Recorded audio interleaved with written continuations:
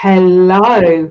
Hopefully we are live now. So please, if any of you guys start popping on, please say hi and let me know that you're here and you can hear us. I'm Rachel, teacher, healer, author, and modern mystic. And this evening I am joined by the wonderful Sabine, who is, I always forget which way it mirrors, but she's on one of either side she's there. Hello. Hi, Rachel. Good to be here. Oh, good. Emma said she can hear us. Brill. Thanks, Emma. Please introduce yourself, because although I've known you for some time now, and I was trying to work it out just now, and I thought, my God, it's actually quite a few years we've known each other. Hi, Angela. Hi, Angela. It's even though we've known each other for a few years, I was working it out earlier. And I've always found you to be a very grounded, very intuitive person to be around, very much coming in on that logical and that emotional, using both of those aspects, which really works. So please introduce yourself. Okay, so my name is Sabine. I'm from Germany. We've been here in the UK for, I guess, 7 years now. We came for home education. So you can tell I'm a free spirit. I have done several things. I am a Gestalt therapist. I used to be a social worker, but only for a very short time. I've done marketing. I've done writing, blogging. So actually, I've got two main topics running through my life, and that's the healing, and then that's communication in all aspects. And then it was, I guess, 4 years ago that I started with a workshop with you. Yeah. Tarot at the start. I was completely clueless at that time, and I remember I had very little self-awareness, self-value when it came to trusting my spiritual gifts. So it was really you who kickstarted it. And then I guess a year later, I did the Reiki with you, and then the Reiki 2, and then the Kundalini.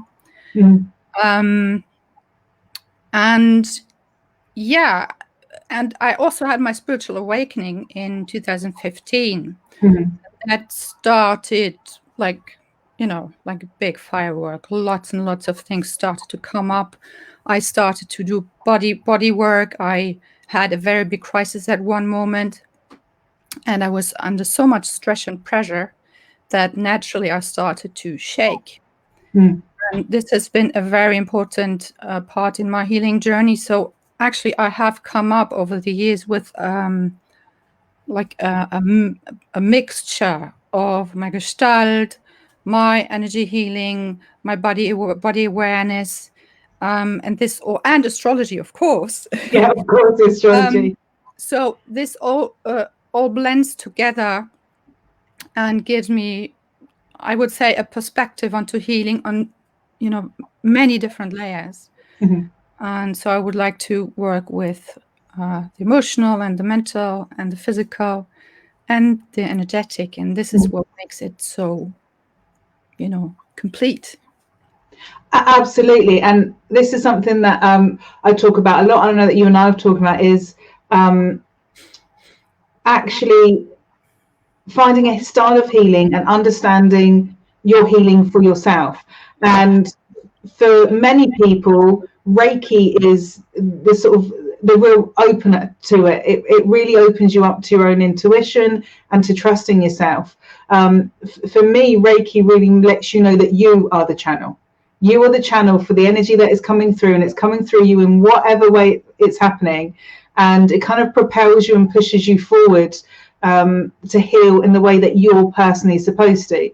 So I don't, although I very much teach out the basics as they should be taught, I'm very much about our own personal evolution and stepping into your own personal mastery when it comes to it. What I'd really like to talk more about, which I know we've spoken about, but I'm sure plenty of people here don't know a lot about, is about the shaking and how that works. Okay, how that works. Well, I first came across it when I did my Gestalt training, and there's a very renowned American trauma therapist. His name is Peter Levine. Mm. And he wrote a book about the awakening of the tiger or something like this. And he describes in this book that animals don't get, like wild animals, don't get traumatized, because if they have been threatened, they then go into freeze first, and then they shake it off. So what happens is that the adrenaline that has been building up in the body can get released, and it doesn't get stuck in the muscles. So this was my entrance point. Mm. So I knew that shaking must be a good thing. And then when it started for me naturally, Mm. I knew I better not stop it, but let it happen. Mm. And then and it's been a process like over several years. And what I found is, for me, it started where my biggest block was, and that was in the jaw. So for the Mm. first several months, I would only shake in the jaw. And then I would do some exercises which would start releasing tension from the psoas. Mm. And from there, it would basically move into the whole body.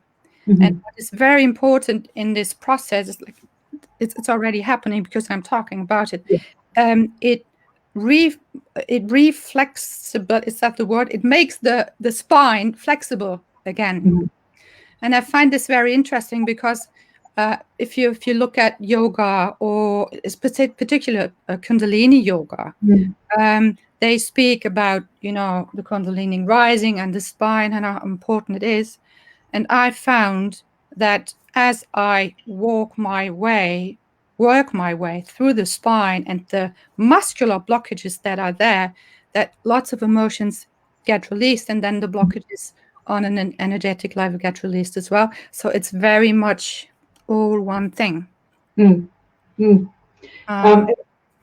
It makes perfect sense. The thought of us overriding our primal instincts makes sense on so many levels. And I'm sure part of it would have been in order to not show weakness, that you would instinctually, or you learned that it was better to be strong and to not show weakness within the tribe or within your clan.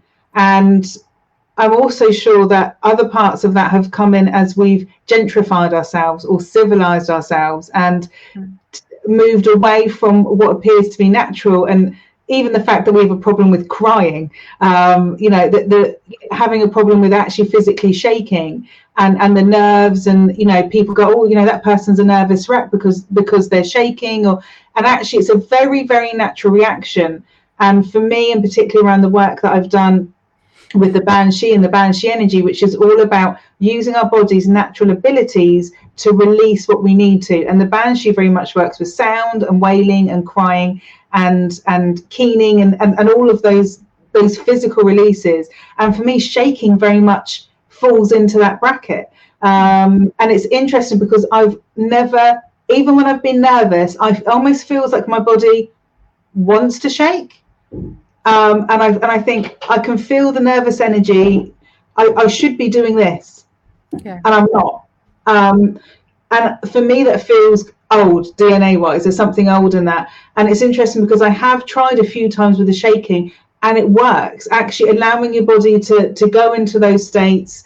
And I hold a lot of tension in my shoulders. So you're talking about the spine. It's so true. Those times when my energy is good and my energy's up is I'm not holding my stress, I'm not holding my tension, and my shoulders are all good. And when we think about how everything in our spine and our brain, all those nerves which control the whole body, they're linked to every single organ, all of our whole body is controlled by this. The better health, the more relaxed our spine is, the better our health is going to be. What you're saying absolutely makes perfect sense. And I've also found that some blockages can be very, very, very persistent. For example, I still have a blockage somewhere here between the shoulders in the spine. I don't know which numbers of the spine it is, but I think it's related to the heart chakra. And I felt for a very long time that basically I don't even know the words, the two parts of this spine, are like one block, and I can't move them separately.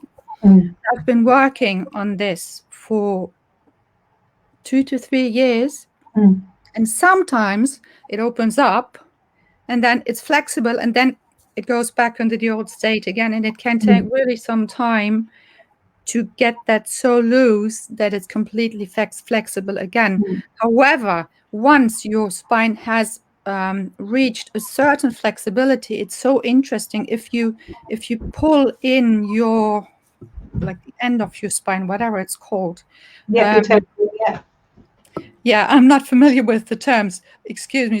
But if you pull that in and then you contract the psoas, and if you do that for a while and release it, can see that it goes into the spine and then forward, and it's like a wave that goes through the whole body. It's interesting because when you contract the muscles right at the base of your spine, and those muscles, when we look at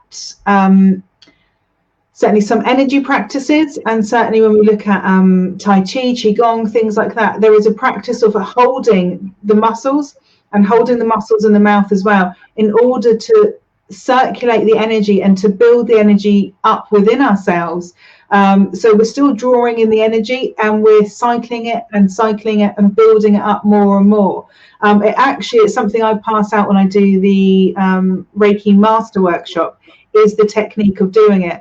And when you use it with Reiki, you can spend some time rebuilding up the energy and almost pushing a huge amount of energy into somebody without grounding it off. So what you've just said absolutely makes sense in terms of that ricocheting up your spine, being injected back into your whole system as you've been holding it there. And as you say, without the back being flexible, without your Kundalini being awakened and being activated in whatever way it is, you're going to really struggle with that. For me, when we look at the spine across a lot of different, whether it's osteopathy, cranial sacral work, and any of that stuff, that flexibility around the spine is so important. I'm currently finishing off an aromatherapy course, actually, and when they look at the massage and the back massage, they're totally talking about the spine being the center of our health, and making sure, and the way that they do it is obviously with the massage, to try and massage it out and layering in essential oils which flush out the toxins as well. As you said, when we're stressed, we build up, it's lactic acid, I'm pretty sure we build up, and we hold it in the same way as if we were exercising. We hold that in our muscles and we don't ever release it. And if somebody spends a long time being stressed and never actually relaxing their shoulders or relaxing their back, this is where the physical feeling of tension comes from. And the end results are things like arthritis, where those toxins really get into the bones and really start to graze in our bones. So the more we can do around that spinal flexibility and that spinal health. And I'll be really interested if anyone watching is either somebody who shakes naturally, who doesn't shake naturally, if anyone who's watching has ever felt the need when they've maybe been meditating or self-healing, and all of a sudden it kind of comes across you in self-healing is what I found. I thought, gosh, I feel like I really need to make myself almost connecting with quite a primal aspect of my psyche that I think I've probably squashed at some point along my ancestral line. Might take a couple of minutes for comments to show up. Right, the other thing that I'd really be interested to talk to you about is the Gestalt Therapy, and just talk us through what that is and how you came across it and all of that stuff. Okay, it's quite hard to put Gestalt into a couple of words. It's very much an experience. It goes back to Fritz Perls, who was a German Jewish guy, I guess, Fritz and Laura Perls, who developed this in the 1940s, 50s. There is a strong connection to Buddhism, even to anarchy. And what I found is Gestalt is very much about awareness and awareness training and here and now. And shaking was a big feature for me of TikToks. From caffeine, interesting. That is interesting, because it's a lot of people do get the shakes when they're detoxing, and it might be drug related, alcohol related. Caffeine absolutely makes sense to me. And in fact, what's interesting is that I've pretty much cut caffeine out, full stop. If I occasionally do have maybe a coffee and I've gone somewhere and I can't get a decaf, I actually find there's so much adrenaline in my system that I am physically shaking as a result of it. And it makes me realize how much that must have been. And I was ignoring it. It was just in my system for years. The detoxing from caffeine kind of makes sense, because you just said about releasing all of the trauma from you. And if caffeine is actually causing these reactions with us, because it literally replicates adrenaline within our system, that's why it is a wonderful drug when you need it, but it's also hell to get addicted to, which most of us are. It's interesting that as you're detoxing that out of your system's kind of shaking it out naturally almost. Mm-hmm. So is that what that would say to you, Sabine? That it's almost like that the body naturally detoxing? Yeah, I'm not a coffee drinker, so I don't have that direct link. But yes, when I do drink coffee, I get very agitated, very stressed, I would say. And shaking is definitely a stress reaction, so that makes perfect sense. Yeah, all of that built up stress within our systems leaving.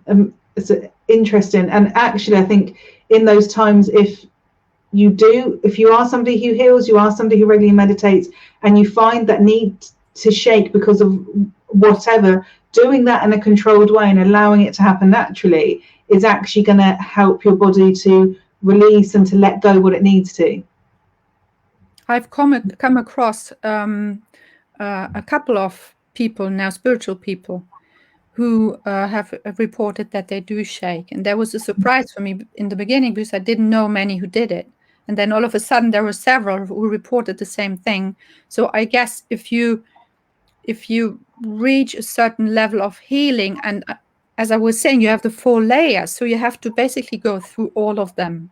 And at one point, I just think it comes up naturally.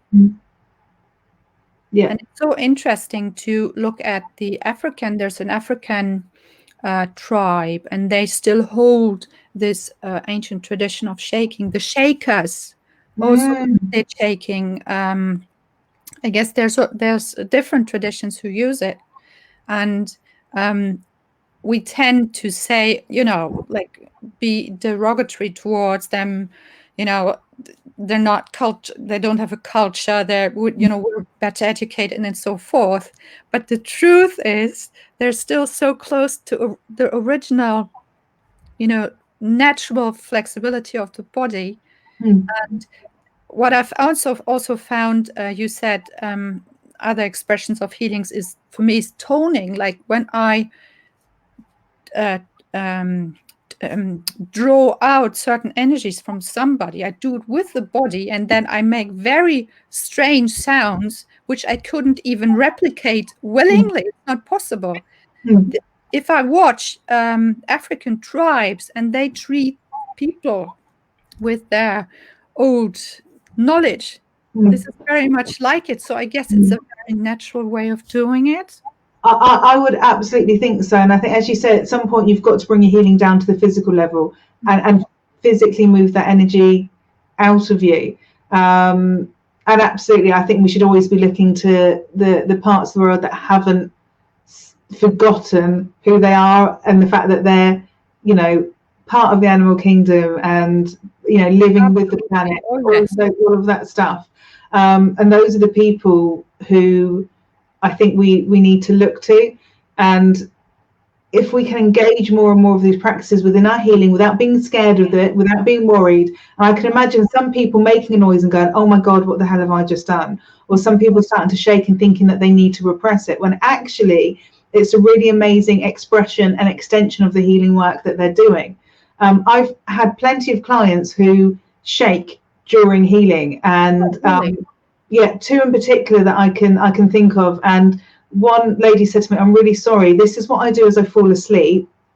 And I don't want to say it's anything like restless leg syndrome, because it really isn't. It's quite pronounced when the energy kind of, and I said, for me, it's just energy leaving you. And in the same way, when you fall asleep and you're relaxing down and you're getting you going into your subconscious mind, that's exactly what you're doing when you're doing the Reiki. So it really didn't freak me out. She was really worried that I would get freaked out.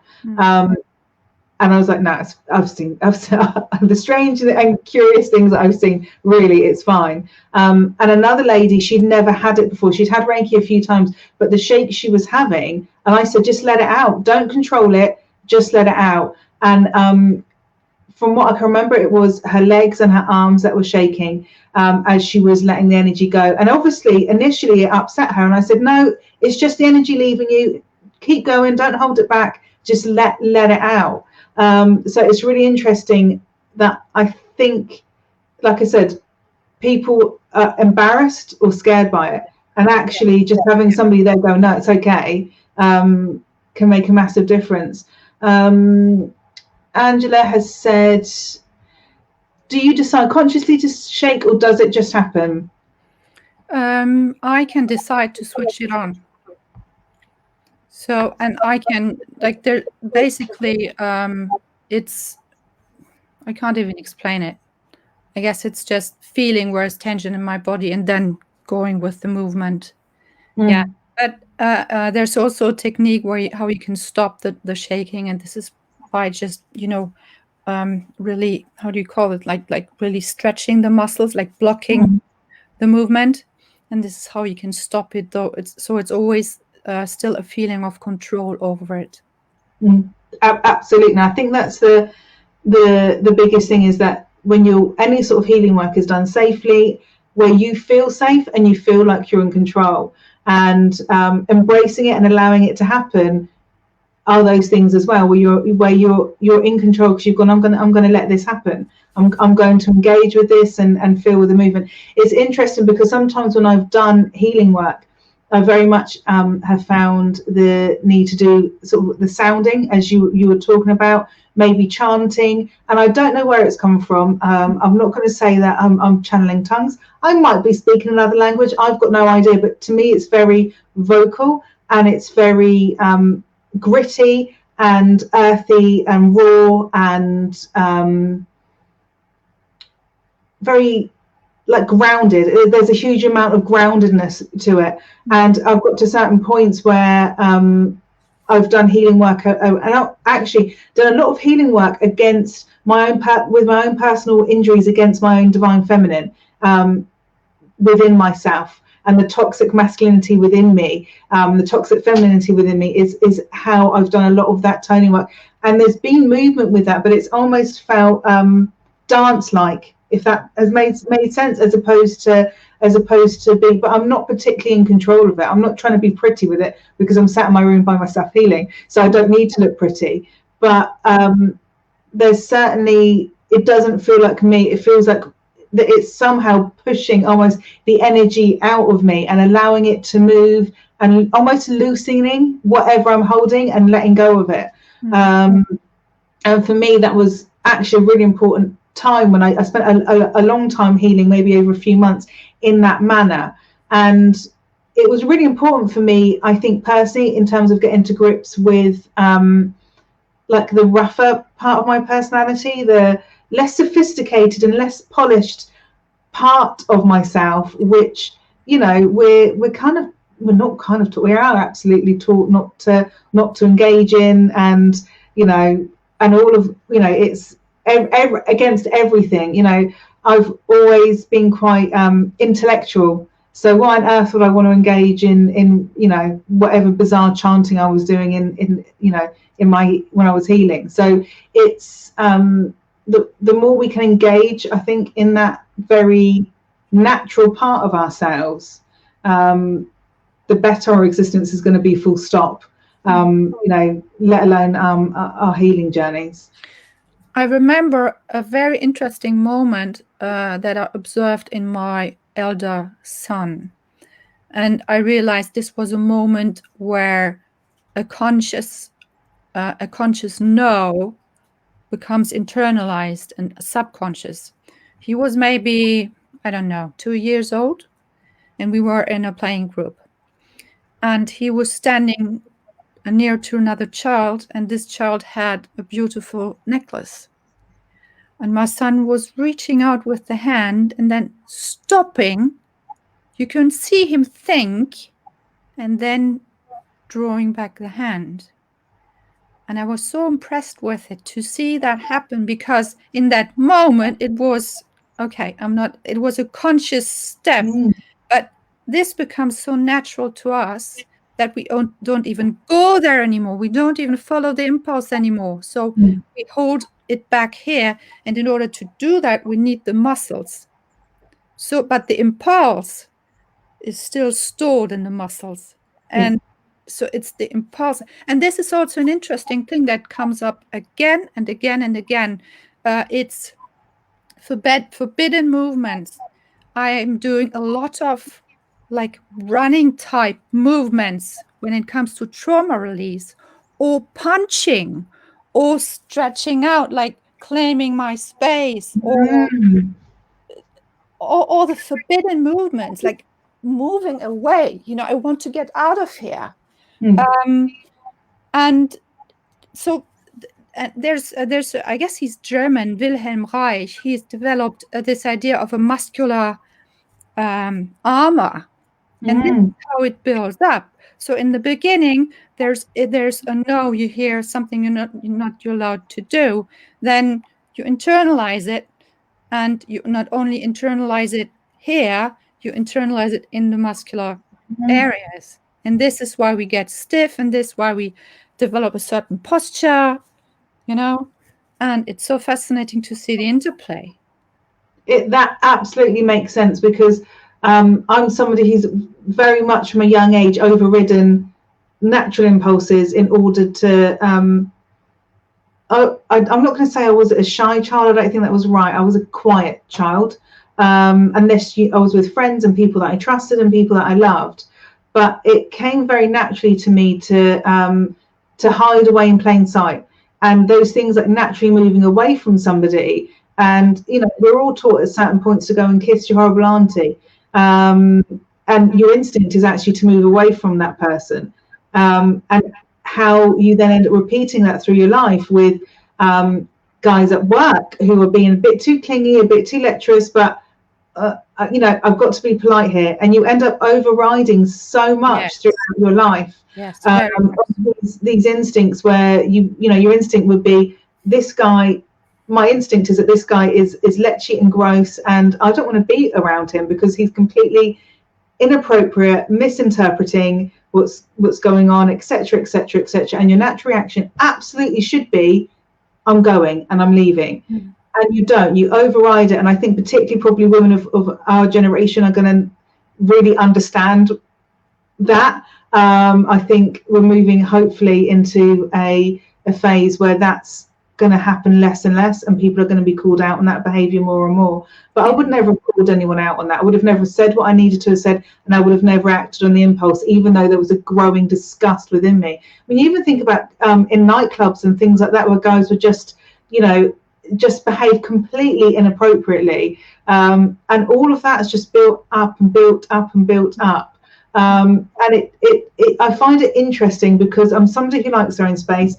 And at times, if I'm stressed, I don't like to be touched. I actually want to kind of be alone, get my head around it, in order to allow people who are close to me in. And it does make me wonder if that's because I have spent so much of my life repressing myself, giving my power over to circumstances rather than empowering myself and reacting as I should do. And in doing so, I'm physically probably holding on to a lot of physical reactions and physical movements that haven't happened. And actually the safe space is then to be alone.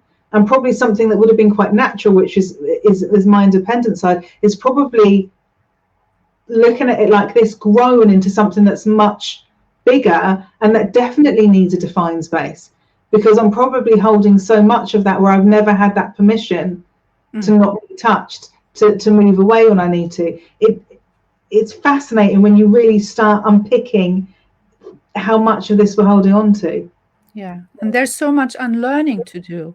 When you ask me what Gestalt is about, I always say Gestalt is very much, or it's much more about authenticity than about politeness.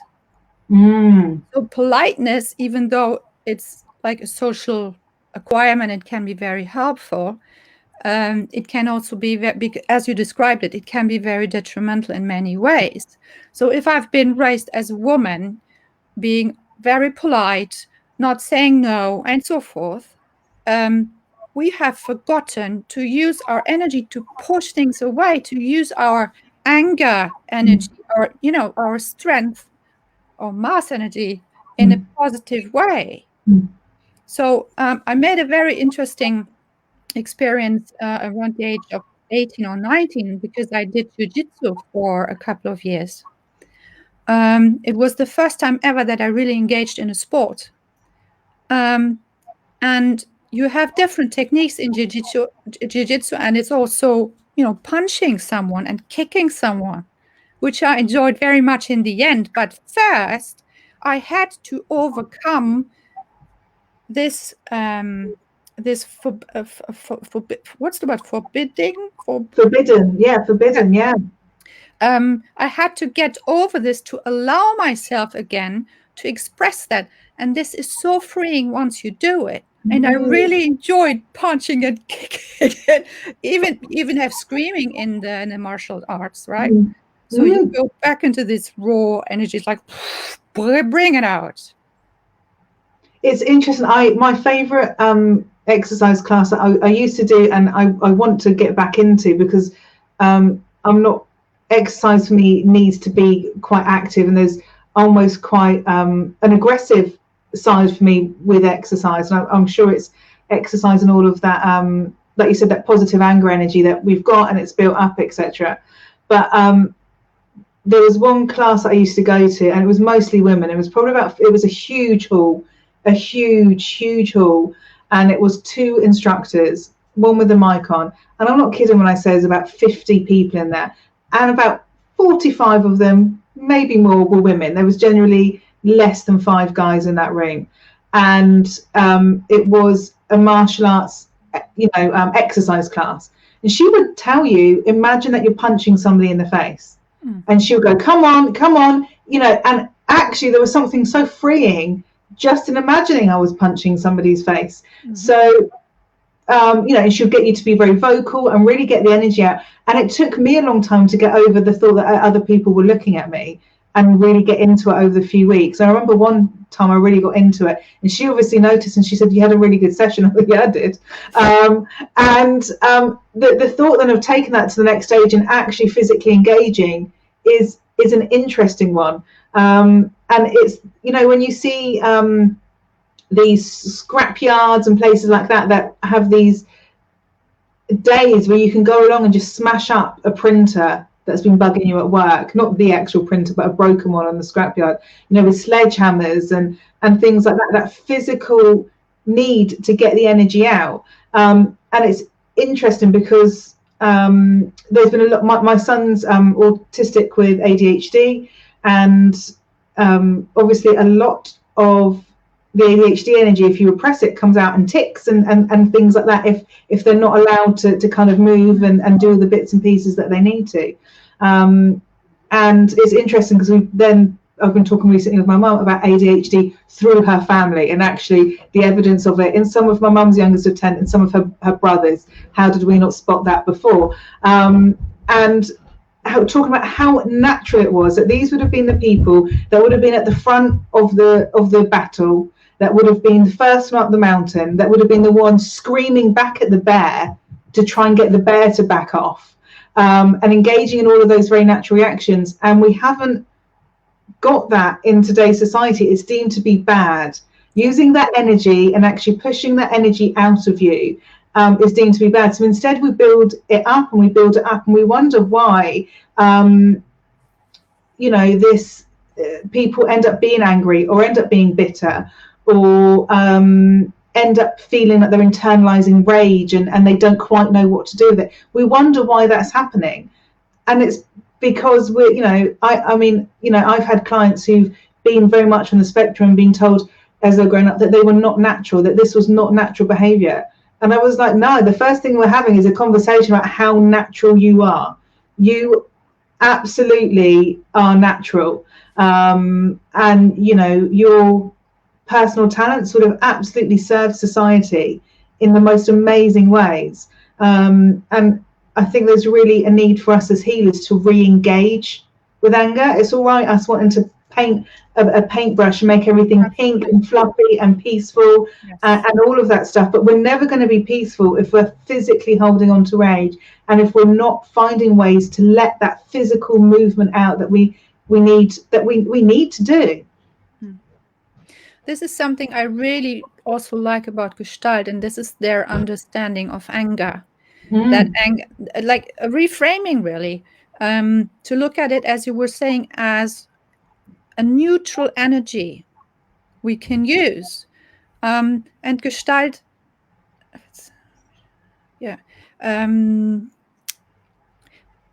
it's just a very natural thing to do, and it's very important. And another concept in Gestalt is contact. Gestalt says you have one organism here, and it's surrounded by, the surroundings. And there is one thing both share, and that's like, I don't know how that you call it in English, but in German we would say it's the boundary line between those two, and it belongs to both. And in this line, or at this line, is where the contact happens, and contact means that the organism opens up for a while, allows exchange, and then closes back again.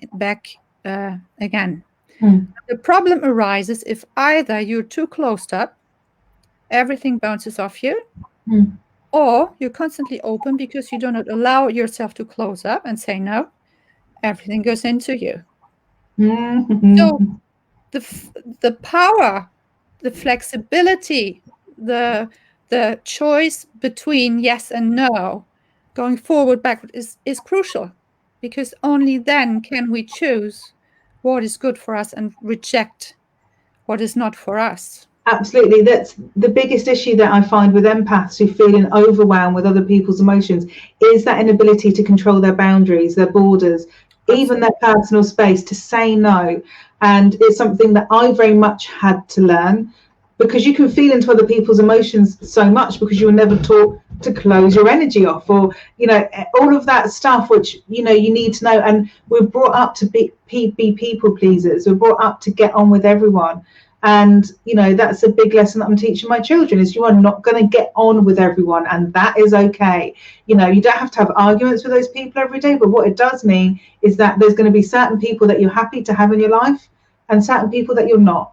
And certain times things that you need to say no to because you want to, and all of that's really important, that you don't need to people please. So that absolutely makes sense to me in terms of the empaths, and them just taking on and taking on and taking on and never saying no. And that's a big thing, is building in those boundaries and building in those borders, which I think for many of us come when we've come to the point of breaking. And we realize that we have to, I've got no choice but to start saying no. And it would be really nice for people to be at a point where they start saying no beforehand, because it's right and natural and normal. Angela's made a couple of really interesting comments. Interesting how in this country, ever summer fate has a store where you can smash Crockery, yes, I have done workshops where I have smashed crockery, and it was fantastic. It was great fun. And I love this. If it's authentic, then we should admit it. So true. I do this with my children once in a while. Give them a chance to let out their anger in a constructive yet truthful way. Sometimes we do smash something in the garden just because it gives a certain satisfaction, or just, hit a cushion very hard, or because I mean, sometimes then my son would say, but I don't want to hit the cushion. I really want to hit my brother. I say, well, yes, but at least you can get the energy out of the body, out of the system. And this is the most important bit. We can solve the other issues separately, but follow the instinct to do it. It's really interesting because for a long time, my son Dylan didn't. He would only engage in anything physical or react to things if it was extreme. He had to be very, very upset almost to register that there was even a problem, and then it would be a complete range because of the autism, because of how he filters things in and out. So this is making my mind really whir when it comes to him. Alice, on the other hand, doesn't do that. Alice lets everything out. It's overwhelming, therefore it will be out. And she might be annoyed because she hasn't painted something perfectly, and she's really annoyed, and she's not keeping that in, and she is going to moan and shout and stomp her feet and do all of that stuff, and she's getting it out of her. She's part of me really wants to make sure she doesn't spend her life in angst and woe. She's already like a moody teenager, but the other part of me really relishes the fact that I don't need to teach her to do that she hasn't inherited from me, which I think Dylan probably has, where you step back before you step forward. Everything comes out of her mouth, everything about how she feels, all of that stuff. It's fascinating. Eve's put up a big comment. Let's have a read of this. It's interesting. I used to have rage dreams where the dream is I'm just beating up the living shit out of someone, a pure manifestation of rage. The dreams left me confused. I had nothing to be angry at, but I'd never considered anger as a subtle emotion. But when you said that, it makes sense. It was natural to human survival. Yeah, absolutely. It can be a subtle emotion which builds and builds and builds. And I always describe it as a bucket. At some point, that bucket's, it might take a long time, that bucket is going to fill, and it's going to start overspilling. And this is where most of us end up dealing with our anger, is at overspill, as opposed to saying what we need to say to people and saying no, and saying, I don't agree with that, or you've upset me, or calling people out on things rather than saving up. And I've tried to do my best over the last few years to actually say what I need to say so that it's directed at the right person. As opposed to me saving something up and coming home and being annoyed at the kids or being annoyed at my husband, because we do end up taking it out on the ones we love the most because we feel safe around them. But actually saying what we need to people directly, which a lot of people have an issue with. But for me, directness isn't aggression. Directness is boundaries, is borders, is truth, is authenticity. I guess we just have to get used to healthy boundaries again. We've had, wrong or displaced boundaries for so long that they now feel natural to us. And then also same with the body. If you've been in a very bad body posture for a long time, and then somebody starts to correct you or puts you into like an upright position, it will feel very weird, and it will feel wrong, even though this might be a better state. And same here, we really have to get used to actually to raw contact again, because politeness is also an avoidance of true contact. As I was saying, contact is opening up, doing an exchange, and then closing up again. Avoiding is pretending to be close, but there remains a distance, and there's no exchange happening. And this is also the reason why some social situations can feel so hollow, because it looks like contact, but it's not. I think the contact thing is ever so interesting, particularly at the moment, particularly because we're having to completely rethink contact. And I think having complete abstinence of it makes you realize how much we need it, how much we actually relish being in each other's company, and that physical connection, that physical contact. I dropped something off at a friend's house earlier, and I wanted to hug her. You know, that was my instinct, and I couldn't do that. And it's, you know, it was literally a hi, how are you at the door. And it just, you know, and it's the contact thing, and it's, you know, when we look at babies and we look at the bonding process and we look at all of that, you know, sticking babies in cots and leaving them by themselves and all those things that I was taught to do when I first had Dylan. And there were still very, very popular books that I think should be burned now, that I read and that taught me all of that stuff about putting a baby in a cot and being very strict with the baby and getting the baby into routine and nothing natural. And, you know, I did all of that stuff with Dylan because I didn't know any better. And everyone recommended this bloody book. And I read the book and I did it. And I really struggled with it because I couldn't make it work because it wasn't natural. And I think it's very natural to sell parents a cure to make sure that they get some sort of routine in their life, rather than us getting back to and accepting the fact that it doesn't happen like that. And I think it's interesting how I realized with Dylan as it was going on that it wasn't working, and I had to, some stuff was great and some stuff literally needed to go in the bin. And with time that changed with Alice, and it changed even more with Aoife. And it was interesting with Aoife was that it changed even more with my husband, where because she was prem and because she was so new, she really didn't want to be on her own at all. She shouldn't have been outside of me, you know, let alone unattached from someone. So her sleeping on his chest happened on a regular basis, because he's got big, huge, wide shoulders, and she was tiny and fitted just perfectly in the middle of his chest, and that would happen on a really, really regular basis. So her connection and her physical connection to my husband and to everyone else is completely different, because she hasn't just had that physical connection from me, she's had that physical connection from her dad as well. And for me, it's really interesting to see how it's progressed.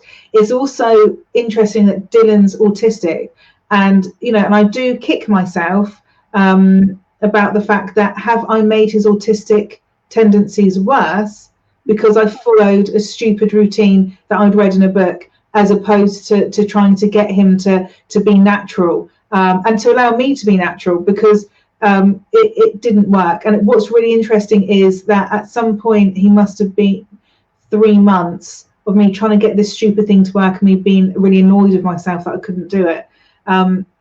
A nerve in my back trapped, and it's the nerve between, I can't remember, about here, in between my shoulder blades. It affects the whole right arm, and my whole right arm went. And at that point my breast milk completely dried up because my body was in so much pain, and I couldn't feed him. I couldn't do this routine anymore.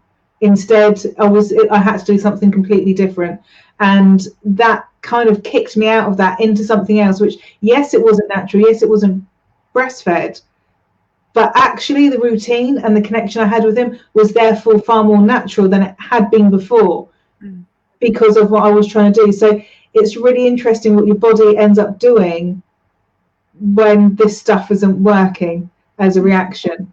Angela said, accounts for much loneliness in society. I completely agree with that. And I think it also makes it really difficult for people to understand boundaries and to understand that somebody touching them doesn't mean that it's a sexual advance. and all of those things, those mixed signals that we get as well, which I think we really struggle with. Angela's also said people are a bit afraid to trust their own instincts with raising children, and anxiety about doing it perfectly. Absolutely.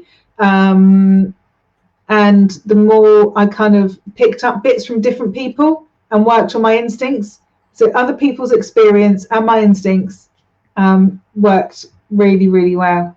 I guess we can even bring it back to the trauma we were speaking about initially. Trauma happens when we feel overwhelmed and life-threatened. Now, what is more life-threatening to a baby than to be left alone? Or to put it the other way around, if it feels our body, it can be sure I'm not alone. So not having physical contact even traumatizes us, or can raise our anxiety and stress level enormously. I have a very close friend, and he's been heavily traumatized, and he's developed constant tremor. And I've tried several things with him, Reiki amongst it, hypno things, but also touch. And touch, I found, calms him tremendously.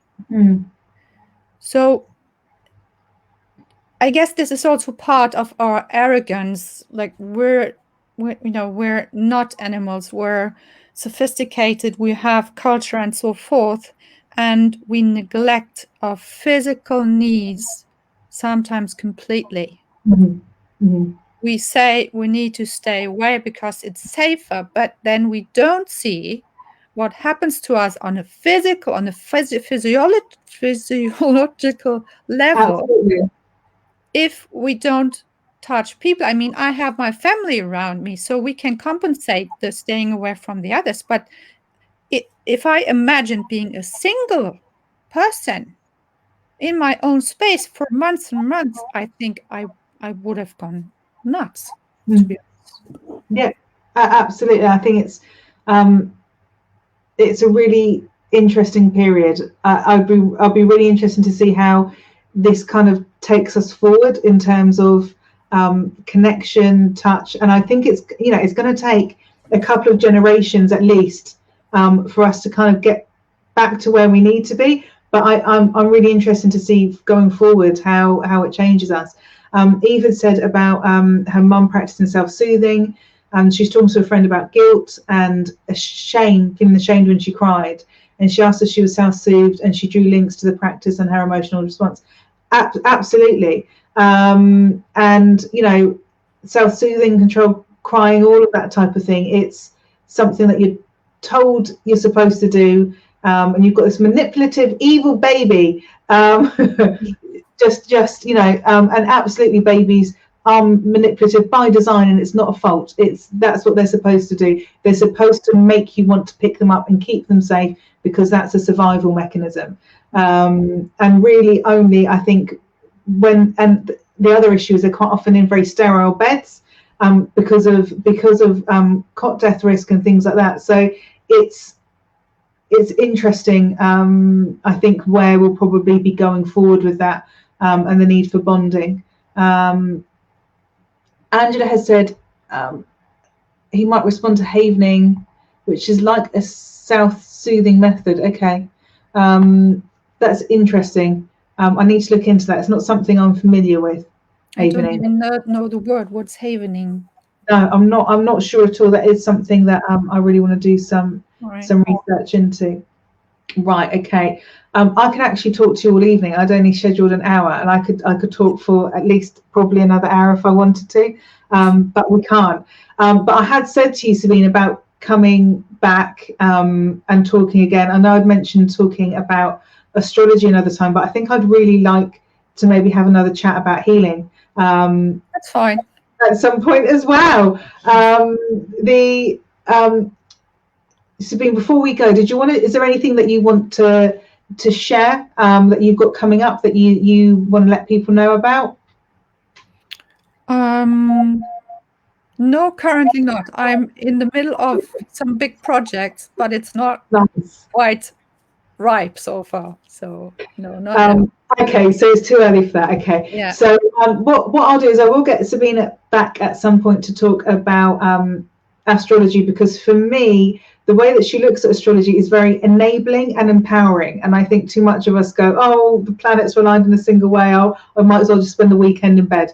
And actually, she deals with it in a very, very different way, which is far more up my street, because the whole point of this of the stars and the planet and working with them is in order to work with the energies and to get the most out of it, as opposed to feeling like we're trapped and subject to outside forces beyond our control. So I will get Sabine back to talk about that at some point as well. If anyone has not done Reiki before, tomorrow I am doing a sort of introductory masterclass into Reiki, crystals and essential oils. It's a triple kind of masterclass, 3 classes in one, tomorrow afternoon, which is £25, and each of the classes, the introductions, are normally £12.95 by themselves. A lot of people have been asking about the Reiki, and of course I can't get on to do any hands-on attunements at the moment. I can't do that, so I haven't been able to do any classes or anything like that for getting on for about a year now, which is devastating in all honesty. So the idea tomorrow afternoon is, if there's any newbies out there who want to come along and find out more about it and get a basis and a foundation that they can use themselves, or if there's anyone who's maybe done Reiki in the past, they need to get into it again, they want a refresher, the idea is that you're going to have some tools to go away with that you can kind of use for yourself, in order to bring you some healing, some peace, all of that type of stuff. So that's on tomorrow afternoon. So I'm sending out the workbooks tomorrow lunchtime, so there is still time to sign up. Right. Thank you, Angela. It was lovely. Thank you, everyone, for being so interactive and chatty. Very, very nice. Thank you for joining me this evening, Sabine. It was a pleasure. Thank you. Thank you. Right. We're going to go, and we will catch up with everyone later. Bye. Bye.